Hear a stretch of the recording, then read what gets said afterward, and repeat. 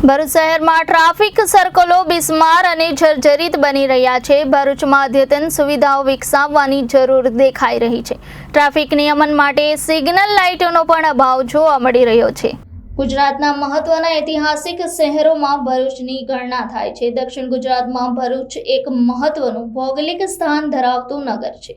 નર્મદા તટે વસેલું ભરૂચ પહેલાના સમયે એક મહત્વનું બંદર ગણાતું હતું, ત્યારે વર્તમાનની વાત કરીએ તો વિતેલા દોઢેક દાયકા દરમિયાન ભરૂચ જિલ્લાએ મોટો ઐતિહાસિક વિકાસ કરતા રાજ્યમાં મોખરાવ સ્થાન મેળવીને જિલ્લો સદભાગી બન્યો છે। ત્યારે મોટો ઔદ્યોગિક વિકાસ તેમજ જિલ્લાનું મથક હોવાને લઈને ભરૂચ શહેરમાં વસ્તી દિવસને દિવસે વધવા પામી છે। તેને લઈને વાહનોની સંખ્યા પણ વધી છે। જોકે એક મહત્વના શહેરની શોભા અને મોભાને અનુરૂપ સુવિધાઓ વિકસાવવામાં નગરના શાસકો ઊણા ઉતર્યા છે, એવી લાગણી નગરની જનતામાં સ્પષ્ટપણે જણાય છે। સામાન્ય રીતે મોટા શહેરોમાં 4 રસ્તા જેવી ચોકડીઓ પડતી હોય તેમાં મધ્યમાં સર્કલ બનાવવામાં આવતું હોય છે, ત્યારે રસ્તાઓને મધ્યમાં જોડતું આવું સર્કલ વાહન ચાલકોને એકથી બીજી તરફ જવા માટે સુગમતા આપતું હોય છે। ભરૂચ શહેરમાં ઘણા સ્થળોએ આવેલ સર્કલો પૈકી કેટલાક ગોળાકાર બનાવેલ લોખંડની રેલિંગો દિવસે ને દિવસે તૂટતી જતી હોવા છતાં તેના તરફ કોઈ ખાસ ધ્યાન અપાતું હોય એમ જણાતું નથી। ભરૂચ શહેરમાં વધતા જતા ટ્રાફિકના નિયમન માટે વિવિધ સ્થળોએ સિગ્નલ લાઇટોનો અભાવ હોવાની વાતો પણ સામે આવી છે।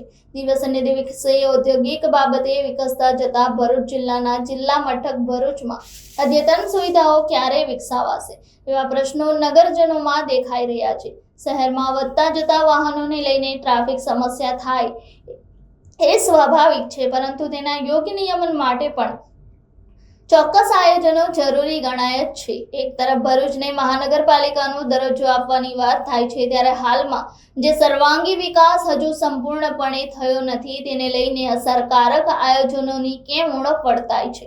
નગરપાલિકાના અધિકારીઓ પદાધિકારીઓ ભરૂચનો સર્વાંગી વિકાસ ઝડપી બનાવવા કેમ અસરકારક ભૂમિકા નથી અપનાવતા એ બાબતે પણ સવાલો ઊભા થયા છે। રાજ્ય સરકાર દ્વારા શહેરોના યોગ્ય વિકાસ માટે કરોડો રૂપિયાની ગ્રાન્ટ ફળવાતી હોય છે, ત્યારે ભરૂચના સર્વાંગી વિકાસને વેગવંતો બનાવવા કેમ અસરકારક આયોજનોની ઉણપ વર્તાય છે। નગરજનો આજે આ બધા સવાલોનો જવાબ માંગી રહ્યા છે। Reporter Viral Gohil, Janadesh news, Bharuch.